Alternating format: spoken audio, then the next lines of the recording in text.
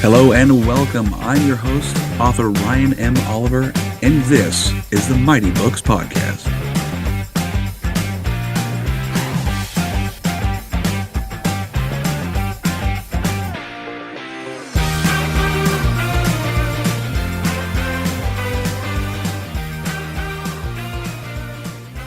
Hello, everyone, and welcome back to another episode of the Mighty Books Podcast. Today with me, my featured guest is author Dr. James R. Gregory.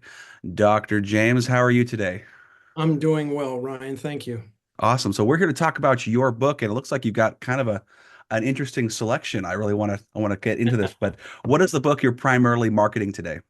It's called Zephyr's War, and it's an interesting story about the conflict between Ukraine and Russia and the United States, but not from a political point of view. It's from an economic point of view, from this capitalist who developed an idea in Ukraine and brought it to New York and took his company public, and how the Russian mafia wanted a piece of the action.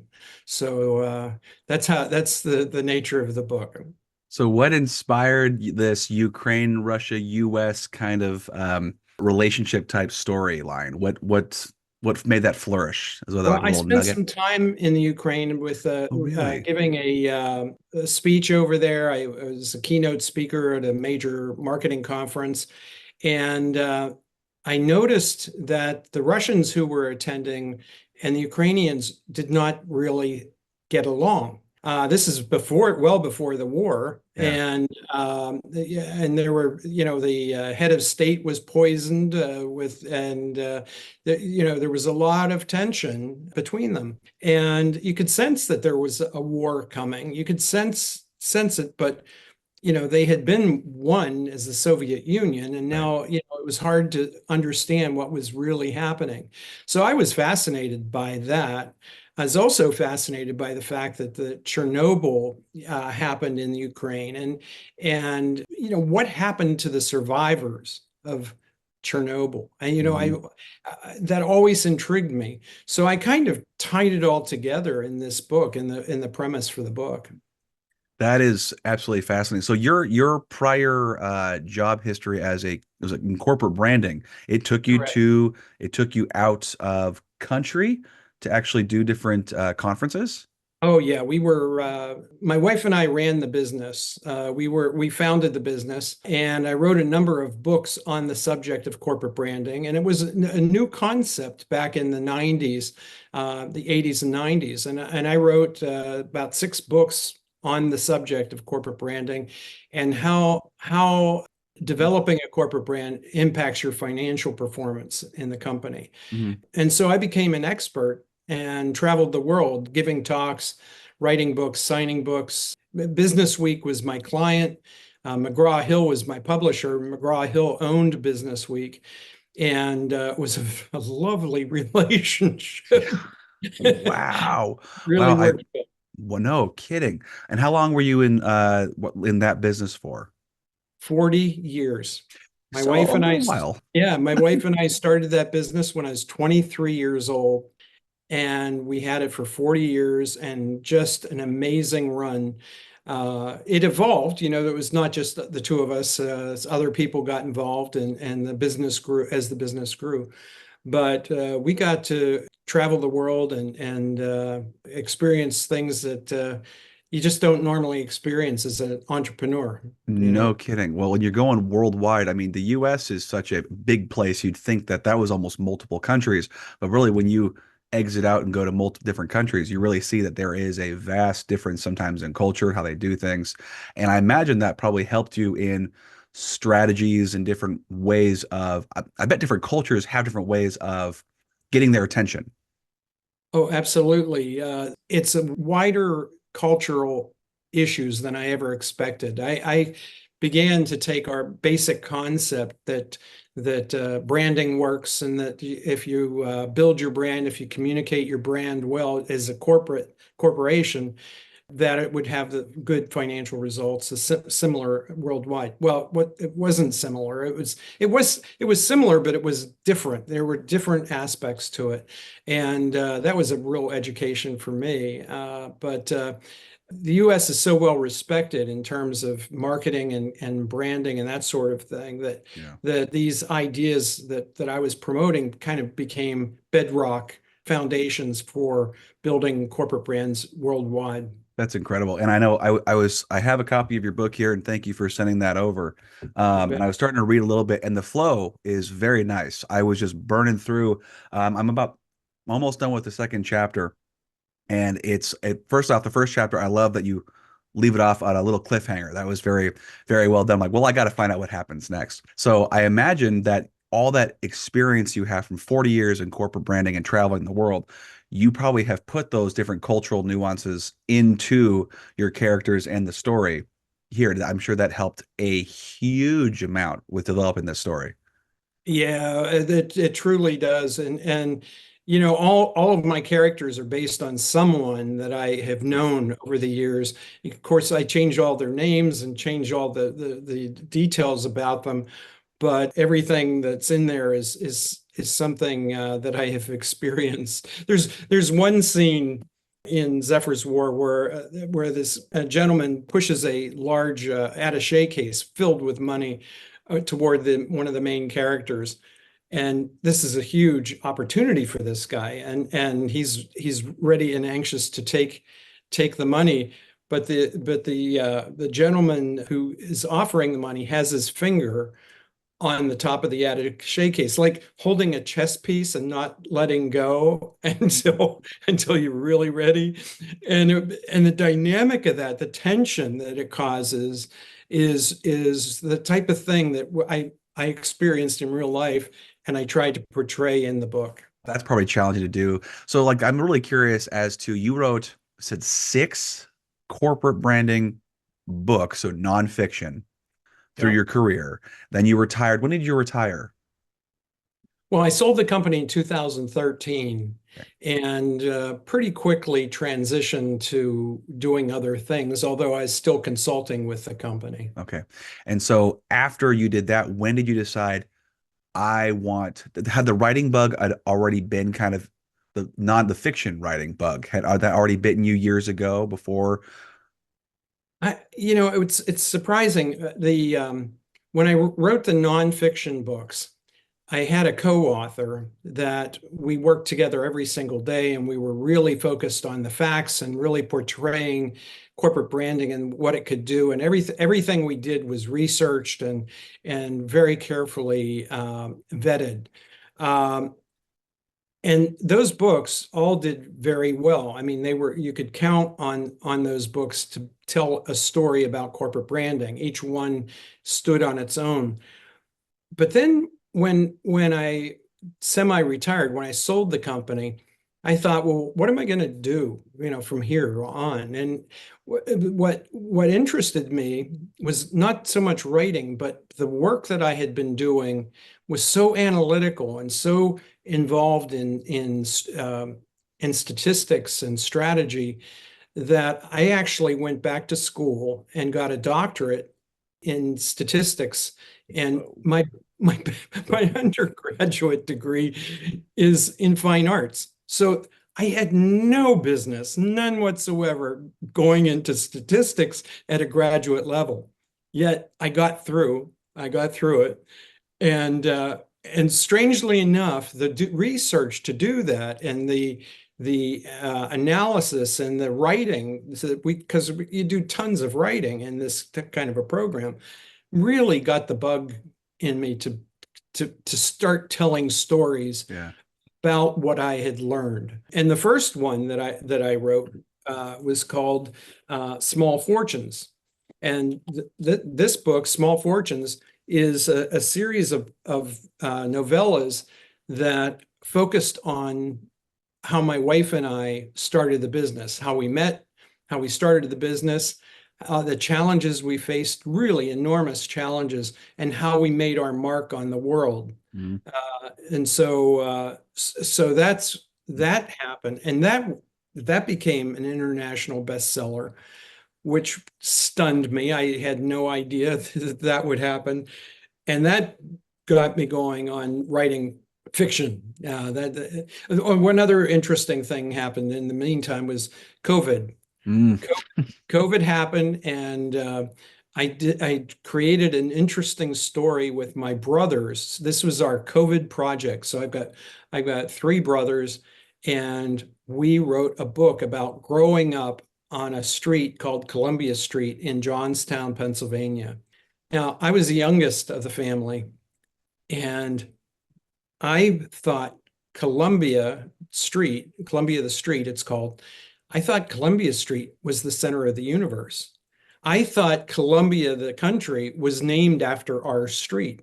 I thought Columbia University was named after our street. I mean, I was 5, 6 years old. Right. So, but, but, but that's what I believed. And my brothers didn't do anything to straighten me out. So Sounds like brothers. we, we wrote a story about that book, or about that, growing up that way.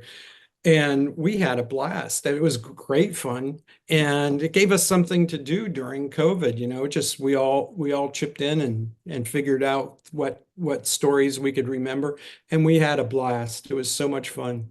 So then I started writing fiction. So then Oh, I started on Zephyr's War, and I've got a new one coming down the pike, called Killer App. ooh. And this one is about artificial intelligence, which is topical, Mhm. uh, but it's what happens, what are people's worst fears about artificial intelligence? And it all happens in this book, all the worst fears. And it takes this app takes over this person's life. It takes over his love life. It just interferes, makes suggestions, derails him, and imitates him to his girlfriend. So all kinds of fun adventures in this. Kind of like taking Matrix, iRobot, and maybe some other, I'm trying to think of another AI or scientific one, and kind of mashing it together. That is the fear, though. That's the AI starting to take over. That is a fear, and it's getting better. That's the crazy part. It's actually getting really, it's passed a couple of tests that basically people can't necessarily identify, hey, this is AI or is this human? It's starting to get a lot better. Oh yeah. Yeah. Yeah, you can see it happening. It's just it's amazing, and it's scary, and I try to get everybody's worst fears moving in this. Get the blood pumping while they're reading. They need That's that to right. stay healthy. Yes. So now I'm assuming that even though you have all this great experience with traveling the world and dealing with various people from all walks of life, how much research did you have to do just on your own time before you started writing Zephyr's War? Well, Zephyr's War, I had a very clear idea of what I wanted to do that came over time. I mean, my experiences, that sort of gelled in there, and I got comfortable with the story very quickly. That doesn't always happen. Usually, I struggle with the story. They suggest, writing an outline, and I can't write an outline. I write a sentence. And if that sentence works, then I write the next sentence. There And you go. but in this case, all those sentences flowed. They went one after another, and that kept working. And the same is true with Killer App. But in that case, I really had to understand artificial intelligence. How does it work? Is it real? Could it take over a personality? Could it imitate people?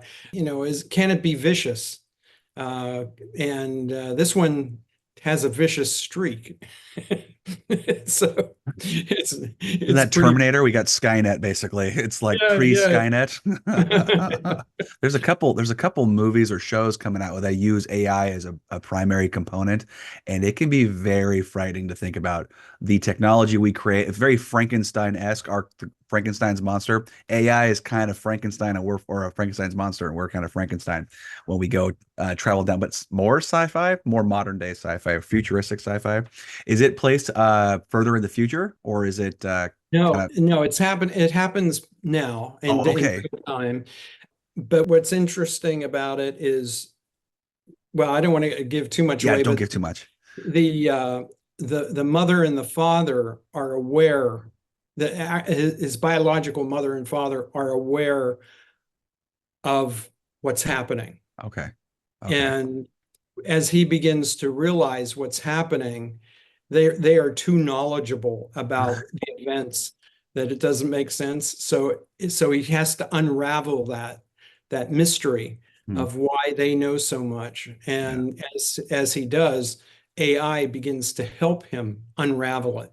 So it's pretty neat. And AI is the app in here is called Artificial Intelligence Made Easy, Amy, and Amy is takes on a female personality in the app. It's really fun. I can't even talk about it without laughing. It's really a good one. That's available for pre-orders. Oh, So cool. it's coming out in January. Fantastic. Well, you're just kicking butt because this one just came out in just Uh, recently, uh, didn't it? August, yes. Yeah, wow. Well, I really like that you did novellas, and novellas are becoming more and more popular, I find. My wife is a voracious reader, and she'll go through, I swear, 2 to 3 books a weekend. That's how she relaxes after a long week. And she'll go through 2 to 3 books a weekend. A lot of them are nice and simple novellas that get to a nice crux of a story, have a good range of characters, and boom, she's able to eat up 130, 150 words. And I've noticed a lot of folks that I've been talking to on here have been really employing novellas. A, it's just how they think. B, it's just it's also a great marketing tool too. Various folks who I talk to have big fat novels and they have like backstories and different renditions of their main focus theme. And those are like little hooks that they get people to go, oh, here's a 100-page story you guys can read. Oh, you like that? Well, come into my other universe where I've got a lot more stuff going on. Was it conscious decision to go novel versus novella or There's a word count of 40,000 words, yes? and that's the difference between a novella is under 40,000, over 40,000 is a novel. Yeah, that's what I heard. And to me, that's an artificial, goal that doesn't really make sense. There are so many books that I've read where you can tell the turning point where they said, my story's been told, but now I've got to put in another 12,000 words to fill out this, to make it a novel. And that frustrates me. I don't enjoy reading those books that are, you're putting stuffing into the pillow. Yeah, I don't fluff. like that. So I try to in mind where they're natural. And for me, they're natural around 35,000 words. And I don't feel any obligation to go higher than that. And Mhm. although sometimes I'll put two books in one, like this killer app will have a second novella in it called Artifacts. And so you get like a bonus book. Um, Wow. that might be, 15,000 words. Yeah, that's great. Yeah, I'm with you on that. I am totally under the belief that a story only needs to be as long as it needs to be. I mean, it doesn't need to add strenuous fluff, extra wording, and I mean, I like, bottom line up front kind of stuff. A lot of Hmm. people do. It's just a lot of people just don't have time necessarily to sit and read 1,000-page book. I like those chunky books. It's just something I've enjoyed. But you know what? There are days where I want to sit down, read this thing in a whole day, and say, guess what I did today? I read a whole book today. It feels great. And I don't have to, spend 4 or 5 hours the next day to keep reading. So I feel like I got some leisure time in and I got something productive done. So novellas are really have a good place now, especially in busier. I feel like this modern age is getting busier and busier as we go on. So Yeah. novellas are really making a strive forward in like the book, just the book industry altogether. Well, one of my reviewers called me the king of short reads, and I thought that was the coolest thing. It's like, boy, if you can be known for that, that's good. That's a Oh good thing. yeah. Yeah, and if as long as it's all complete, that's great. And Yeah. there's no need to go under strenuous details if it doesn't need to be. Fluff is not, I disliked when we were in English class and like we have to have, 2,000, 5,000 words. It's like, well, why? If the point can be made in in 4 words versus 30, wouldn't that make more sense to me? Like, this is one reason politics drives me crazy because I feel like the more words they say, the more right they are. It's like, no, that's not true. It's give me the fact, and then I'll make the decision for myself. So I prefer what you have here as a storytelling. I want the facts. I want some good dialogue, which you have, and then keep moving. Yeah. That's I like that. I like some details great, but I, it can be I too much. I love to write books that I would like to read. And well, that's a good thing because when you start editing, you end up reading your books, 5, 6 times.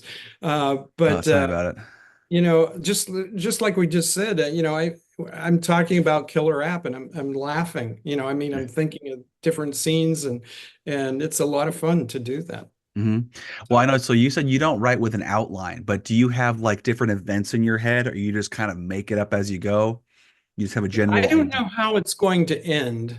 So Interesting. Okay. I know the premise of what I'm trying to write about, but I hmm don't have an ending in sight. One of the interesting things on Zephyr's War, I really got stuck on how am I going to end this? Because there is some real tension really things are building and building and building. And all of a sudden I had a dream about the ending, woke up, wrote it down, and that was the ending. Wow. And it's absolutely unusual. It's a good one. Absolutely unusual. Yeah, if you can catch people off guard when you're finishing a book, because the endings are very challenging. The beginnings can be a little rough and, rough around the edges, which is kind of expected anyway. You're already stepping into someone else's world. So you're Mm. trying to learn the world and what he or she is dealing with. And then to close the book on a good note, you have to somehow surmise everything where it will be pleasing to the reader to at least to some point. And that can be so challenging. So the fact that it came to you in a dream is kind of appropriate. Well, but and the interesting thing is that I was stuck on that for weeks. Oh man. I couldn't solve it, couldn't solve it, couldn't solve it. And then boom, and my mind, subconscious just worked it all out and Yeah. said, "Hey, let me take it over for you." Yeah. Are you kind of one of those active problem solvers, or do you kind of like, all right, I've been working on this for too long. I need to disconnect. And when you do that disconnect, like okay, you go for a walk or you're doing something that really don't doesn't take a lot of brain power, wash the dishes, I would just do random jobs around the house or my old jobs. And finally it would click. It just come to Yeah. you. Yeah, Yeah. I have the same. You have to let your mind wander. It's really strange. Yeah, I love that. I think the mind is a wonderful thing. It kind of takes care of your problems if you allow it to. If you overrule it, that becomes problematic. You get tighter and tighter if you're trying to manage it. But I've always found throughout my career that if I will actively try to solve the problem. And if I can't, I will put it aside and do something else. And invariably, the solution comes up. Yeah. This was one of the few times it came up in a dream. Well, that's kind of prophetic, I believe. I equate it to kind of with, my siblings and I were always fans of the, word searches and all those cool little dealies when we were growing up. And there was it's so funny when you're sitting there looking at it and looking at it for hours, you have 3 words left and you just can't see through the ink and the pencil lead, whatever. And then like my mother would come over and, oh, here it is, and here it is, and here it is. I'm like, how did you see that? Fresh eyes sometimes can make a huge Yeah, difference. Huge difference. Or like you said, take a break, come back, fresh eyes again. You can see yeah. something a little different. So when you were doing this, I like you said your wife and you were partners in your business, and I do enjoy that the main character has his wife as his business partner also. At least that's what it seemed like. So did she kind of have some say in how the character was portrayed at all? Oh, yeah. As a matter of fact, I just realized as you're saying that the main characters of the husband and wife team in this is the same team that the Small Fortunes is. So it Mm. is my wife, my actual wife, who's Nancy, and I'm Steve in Yeah. this book. So that's very interesting. But it was so much fun writing Small Fortunes about our careers and everything, and how it went together so well that I continued those characters in Zephyr's War. So Nice. that's interesting. Yeah, it's I've got to think about how conscious that was. That's very interesting. But that was is very much the way we interacted, and she played an active role in this. As the book starts out, it starts out very unusual because one of the heroes is actually real nasty, when it begins. And so you think, oh my God, I don't like these people. And yet you get attached to them as the book goes on. And Nancy, my wife in the book, and my business partner, did not like them at all from the beginning. I mean, she didn't want to have anything to do with it, even though there was a lot of money for a small business like ours. It was really important, a real pivotal mm. client that we wanted. And and that leads to that scene that I was telling you about having his finger on the attaché case. That money is not yours until I say it's yours. Uh-huh. Yeah, I really like the first encounter in the first chapter of how they kind of get in contact with the client. And I Yes. was like, what is going? Oh, how did that work? And then I love how he tries to hide it from his wife. Yeah. I'm just dying. I'm just like Detective Nancy Drew. I'm laughing at that. I'm like, that was very clever. I'm like, women, wives are just good at, rummaging through your crap. Yeah. Like Yeah. you're not being honest right now. Like, all right, fine. It was this. Yeah. Might Okay, as yeah. well tell the truth because the lie's not working. No, it's not worth it either. It makes a lot harder. Just tell it. Yeah, it's embarrassing, but oh my gosh, it's rather be embarrassed than get in trouble later. Yeah. That's more or less Bet. what it is. Yeah. So with the editing, how long did it take you to actually? How long did it take you to write the first draft, Ah, if you can remember? yeah, it takes about a year to write the first draft. Maybe 18 months, to include a polishing up of the first draft. So it's the second draft. And then it takes about 18 months to really refine it, work with your editor, really have something that's very polished that you feel comfortable going to the publisher. And then it takes time for the publisher, then the publisher wants a piece of time. Yeah. I think publishing, writing and publishing, first of all, there's a saturation point in terms of the number of books that are out there, the Mm, number of books that are being written and published. It's just ridiculous numbers. And my thinking is that there should be a more smooth process. The process for writing and publishing should be a lot faster and a lot smoother. And I think AI is going to do that. I know that there are people that are using AI for the main portion of writing. They write an outline and then let AI write the story. I feel that's disingenuous, mhm. but the trend toward this stuff is so strong, toward AI and all the new tools that are coming out constantly. I think books are going to be written by AI that are you feel pretty comfortable with, Yeah. Well, So especially I mean, if over time with AI yeah, getting so much more intuitive. And yeah, as it develops and develops more, I think like Chat GTP is like on their fourth version or something. And I think this version, that's when they've kind of passed the test most of the time where people can go, this is AI or this is not AI. And I think half the time they're like, this is not, this is a human. It's like, no, it's actually AI.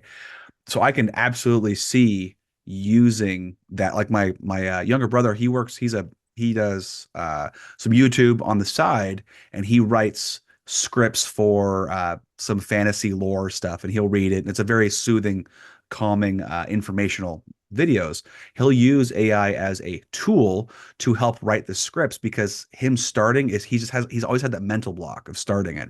So what he does is he goes through, he fact checks everything, he smooths out the grammar, he makes it sound human, and that's how he utilizes that to produce all of his work. So it will get, I think you're right. I think it will get to the point where people are just going to go, here's my outline, make it sound like this, and it's going to puke out something pretty darn close to human, if not beyond human, what do you call it, skill level. But I'm on board with you. I agree. It is a little disingenuous because when I give you a book, that's me. That's me. It's all of me and years of work. I don't want to say, oh, yeah, this took me 30 minutes with an outline and then AI spat something out. And I just read it over once. Like, man, that seems just it's like a cheat code, kind of like a cheat code a little bit for playing or it's like cheating in a game.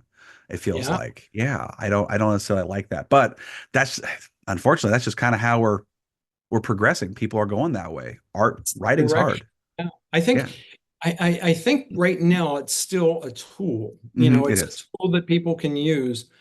But what if, that tool becomes more and more comfortable, Hmm. doing more and more work, and taking on more and more responsibility, Yeah. and the people who are consuming that feel comfortable with it. Man, there's a line that's going to be crossed that is really some tough decisions are going to be made because people don't write as well or as fast as the AI applications that are out there right now. Yeah, exactly. And It's they never will. They never will. They write so fast. It's scary at how fast this stuff writes. I mean, like I'll sit down, I don't know how fast you write, but for me, on a day-to-day basis, if I can crank out on average about 5 to 700 words, 5 to 800 words a day, I'm a busy guy. I can't sit down for hours and hours, and I just physically don't want to sit down for that long. On a good day, I can kill 2,000 words. That's pretty good. But AI can do that's 2,000 good. words. Yeah, that's a good day. That's a great. I'm in flow. I have nothing going on, no distractions. But most of the time, it's anywhere between I'd say 3 and 800 is probably the right range. Over many, many, many, many months, then you produce a book. Sweet. AI can do that in moments. It's terrifying. It's Terrifying. terrifying. Yeah. It is. I mean, who becomes the judge of what works? I mean, is the original author really in charge?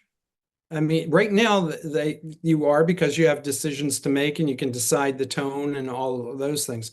But it's not far off where AI can overrule the author. Well, right, yeah, when it becomes sentient and actually has an opinion of something, like, now we have a problem, and that's where your book comes in. Is that comes out in January?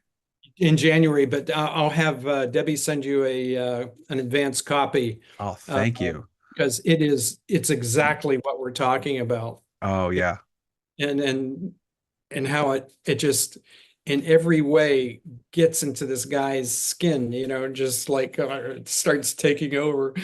Oh, Well, I feel like there's going to be a time when we are going to be a part of like AI is going to be a part of us. It already kind of is with our phones because phones were already using things like different search engines are already using AI search results, and GPT is becoming more common in various areas. We can get things done a lot faster than we used to be able to. We don't have to think as much, which I'm curious about though, if AI is going to stunt our own human creativity. Because if ah, we're not thinking about it, like I think of like other kids. So my wife works with elementary school students, she's a kindergarten teacher, and she's noticed through the years, she's on what, year 12, and she's noticed through the years the kids are not nearly as creative. It takes more prompting to be creative. It takes longer. You have to separate them from screens and games and apps that, hey, here's the cool piece. Here's the fun part. Interact with it versus kids like when I was growing up, there's the outside, get a bike and you go make fun. Go make fun. You make games up. You have rhyming games, you start these cool things. My boys don't have really tablets they play with. They have them, but only for like long plane rides or something. And so they create these games in their heads and these different storylines in their heads with their toys, and it's very impressive. It'll be interesting to me to see if AI advances to the point where we're using it so common and frequently that our kids' creativity gets even more stunted as we progress through the generations. I think So, that's such an interesting question. My next project is called Games We Played as Children. ooh, And the idea is that, you know, you need to take the computers away from the kids in a way that will create more fun for them. hmm, So if you participate with them to play hide and seek, or games outside, uh, that's a good thing. You don't want to take it away from them completely or make it a punishment that they can't use them, but to really enjoy the outside and the creativity of games that you just make up, yeah, is brilliant. That's a good thing for kids. Uh, 100%. Well, I mean, there's just think about like boredom. My youngest son, he's very good at coming up to me, and goes, Dad, I'm bored. I'm like, you know what? Boredom's sometimes a good thing because it makes you think about what you want to do or you want to make stuff. And so he'll sit there and kind of complain. I'm like, I am not your entertainer. I am not your entertainer. We can go play a game together. And so we'll pull board games out or do something like that. But he'll sit there and kind of think and think, I know what I want to do. And he'll go do something, taking that 20, 30 minutes of boredom, which is not a bad thing. It's not a bad thing to be bored because then it can kind of makes you search your mind, reflect on what are you interested in? What do you want to go do? Do you want to create something? Do you want to make something? Imagine back in the day before we really had internet, TV, anything really indoor activities other than reading. What did you have to do? Outside reading and then create stuff, build stuff. Okay, cool.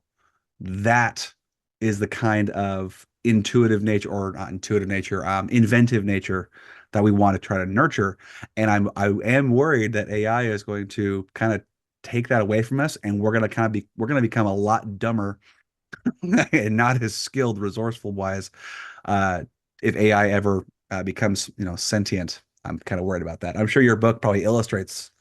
it kind of addresses that a little bit, Yeah. and a couple of things that I did during the book is I would ask questions of AI to say what are the problems of the future that we're going to have? What are the drawbacks to this? How do you work on the culture of employees? How do you build the culture if you're managing them with AI? And then there are sections where I actually give the answers as AI answered it. And those are boxed. This is not my answer. This is AI answering. It's fascinating. That It's is really really cool. it's the whole thing is I mean, we are living in a revolution. I mean, we really are. You think about our lifetimes, at least my lifetime, everything has changed multiple times. Hmm. In the last century, electricity was a big thing, and that was the start of it all. That we're going to have street lights. I know. But how many times evolution, the evolving nature of all these different scientific breakthroughs and all the engineering that has come up, it's stunning. And Hmm. here we are talking about, are we going to be stunted by Yeah. it now? Or is it going to hold us back from being creative? Right. It shouldn't. No. It shouldn't, but it But might. we have there's a solid chance that it could, because we could let things get out of hand pretty easy, because no one ever in history has like, I wonder if we push the envelope, what'll happen? That's never happened, right? Never. Oh, let's push the envelope a little bit. There's many inventions throughout history, especially in the medical field, where they've done some not so good things. And it turned out that not doing those really bad things actually helped us push our knowledge of medical science forward. I assume it'd be very similar kind of let's play with this AI thing. What can it do? And all of a sudden we are now on our knees begging for mercy. I mean, I mean that's a bit of an extreme answer, but it's oh my gosh, we could talk about AI for a while. There's so Yeah, much on it now. It's so crazy. It's agree. so crazy. So back to Zephyr's War. Yep. It's what is the setting? What year is it? It's pre-war. It's about 5 years or so before the Ukrainian war. So, but that's not specific to the story. The Okay. time isn't really. It's just before the war, and Okay. the tensions are building, and there's a lot of irritation. You can sense that pretty quickly. Uh-huh. Uh, and the people, the personalities are rough around the edges, Eastern European rough people. Drink vodka for breakfast kind of people. Yeah, yeah. And which is like the opening scene is that kind of rough. They're not But beating you up. They don't like you. yeah, that's right. It's right. It's kind of like your good friends. Like if I'm not making fun of you and trying to make you cry, I don't like you. Like that's kind of what I've told people what I used to work with. It's like if I'm not giving you as much crap as possible, I'm not comfortable enough with you to be friends. Is it toxic? Well, base it off my tone. Look at my face. Am I smiling when I say it? Then I'm not being serious. But yeah, no, that is really interesting. So with the Russia-Ukraine relationship, is there a way you defer, or is there a difference in their cultural how they handle certain things that you have to like make point of that in the story at all? Or is it really are they kind of riding that fine line? Well, I have nothing against the Russian people or No. the Russian culture. I enjoy parts of it, but these are bad guys. Yeah, The Russians that are in here are bad guys, and they're the mafia, and they're just nasty. And at first, you really have trouble understanding who are the bad guys in this book. I make it so that it's a little bit unclear. You're not sure whether Zephyr is a good guy or a bad guy till well into the book, and it makes you wonder as you're reading it, where is this going? Who's who in here? Who's going to really be the good protagonist? Who's the antagonist? interesting. And Steve, the person that I am in the book is just watching, basically watching. Oh my God, I don't know. What do you know? All I know is there's money here and I really want some of it.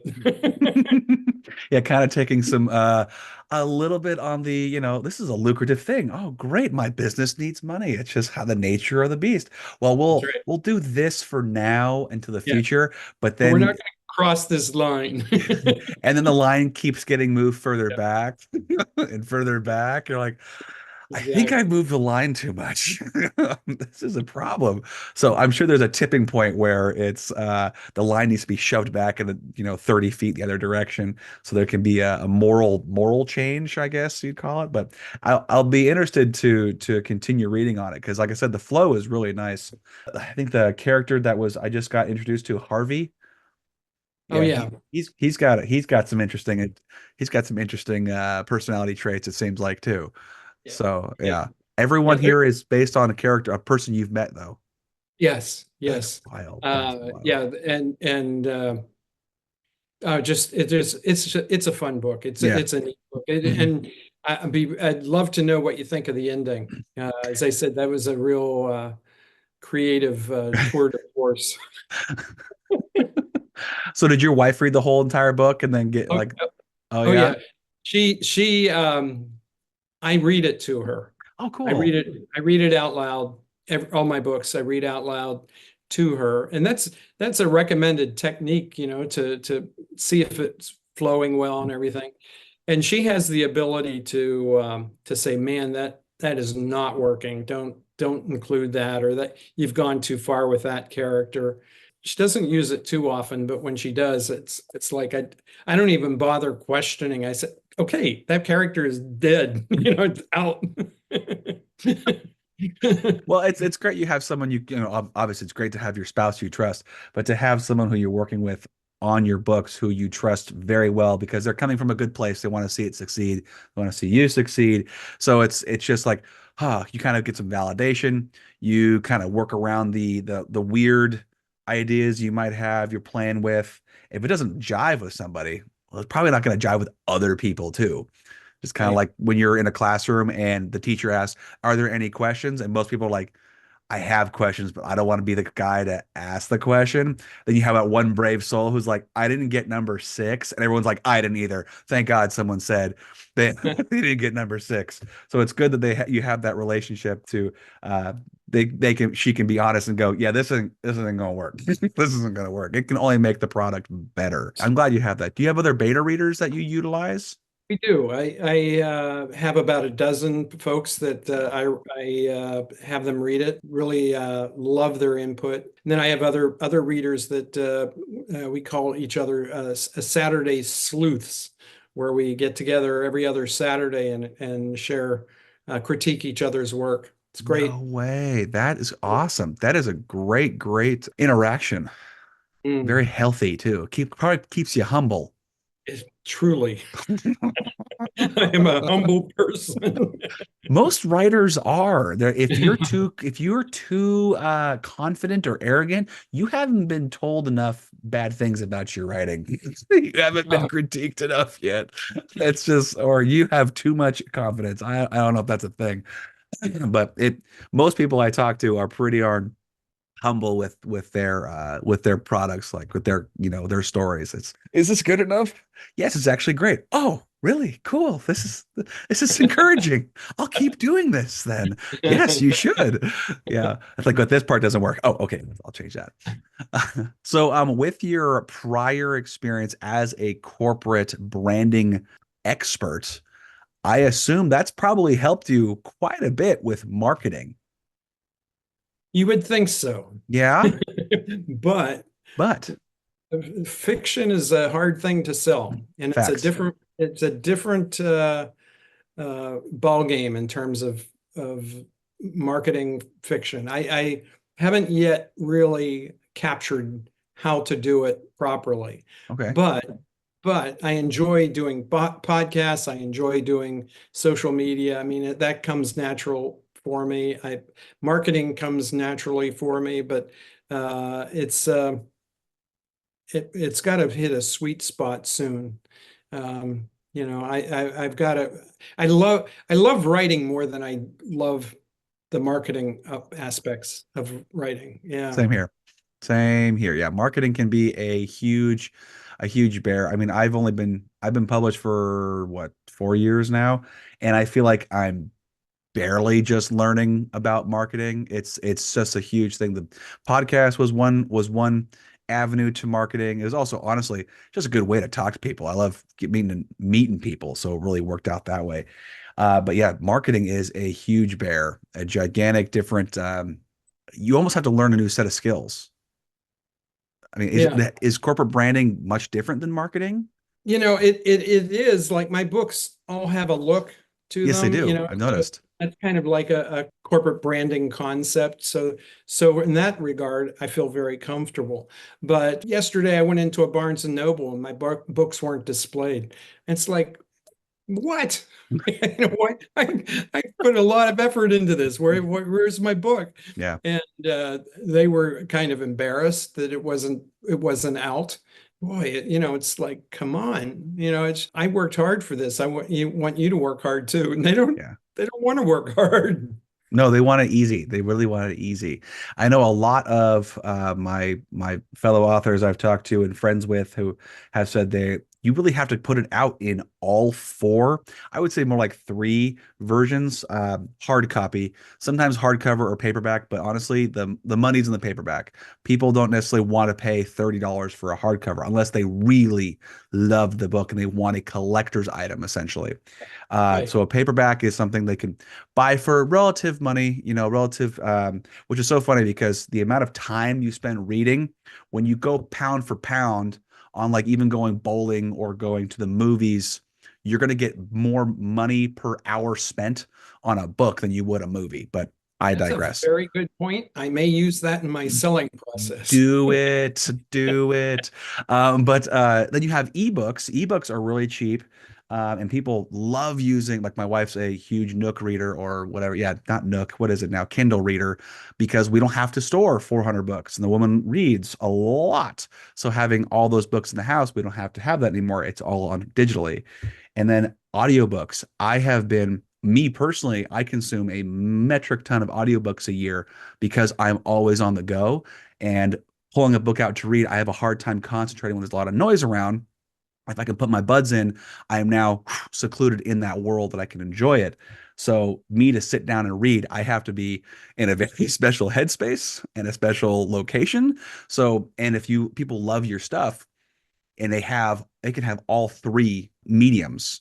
And Hmm. that was one way that I've talked to or I've been told is a really good way method to success is having audio, an ebook, and a hardcover or hard paperback, hard copy to increase visuality, location. Yeah, I think location. It's a struggle. It's a Yeah. struggle. Just keep writing more books. That's really what it's about too. So you have Zephyr's War, you have the AI book, you have a third book that's fiction. After that, you're working on? Yes, that one's called Ghost Town. Okay. So that's coming, that'll probably in late next year or 26. Wow. Uh, Okay. and then the book that's about games we played as children. That one. Okay. Oh, Game We Play has shown. That's right. That was with your brothers. Yes. Well, no, Okay. that's Columbia the Oh, that was Street. Columbia the Street. Games we Okay. played with children is similar to that because it's a nostalgic, it's a review Okay. of what we did as children and Man. trying to get young kids off the computer because they're going to have more fun if they go out and play. Oh, 100%. Yeah, just write more books. That's really how it's gotta get it out there. Gotta get out there. But oh my goodness. So okay, how do people actually get copies of your book? Where are you at? Where can they get in contact with you to get some of these It's signed copies? well, That'd be cool if that can be a thing. wherever books are sold is the answer I've been told to give. Barnes and Noble.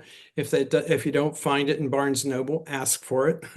Yes, yes, that'll actually make them, if people are asking for your books, Yeah. then they'll actually put it on the shelves. So please ask. Please And ask. and if somebody wants a signed copy, they could just email me on my website, jamesrgregory-books.com. And I'd be happy to do that. And all of my books are on there. So if somebody's even interested in the past books, the business books, they're available on my website. That's so cool. The fact that you have a selection of business books and fiction books, I mean, that's a huge kind of step in the right direction for success wise when just selling books in general. I hope so. Yeah. In theory, in Theory. theory it is. In reality, we don't know yet. It can be either way. A lot of authors are going both ways, are doing both nonfiction and fiction. And it's just it makes sense. You put in a book what you learned. So, but oh, Dr. James R. Gregory, thank you so much for coming on today. You have been a blast to talk to. Ryan, this has been so much fun. I really enjoyed it. We can do it again sometime. Absolutely. I mean, you got some books coming out. Just hit me up and we'll do this again when you to promote your other books. I'm happy to do it. It's fun to chit chat. I love this. Sounds great. All right, cool. Well, guys, thank you so much for listening in. Hope you enjoyed that conversation. Please go check out Dr. James R. Gregory's new book, Zephyr's War. It came back out and he said August of this year. Yep. Okay, August. And look out for his next book. It's about AI. What was that AI book called Killer, again? killer app. Killer App in January of 25. That's going to be really exciting. I definitely want to take a look at it too. All right, guys, I hope you have a great rest of your day. And as always, stay mighty and keep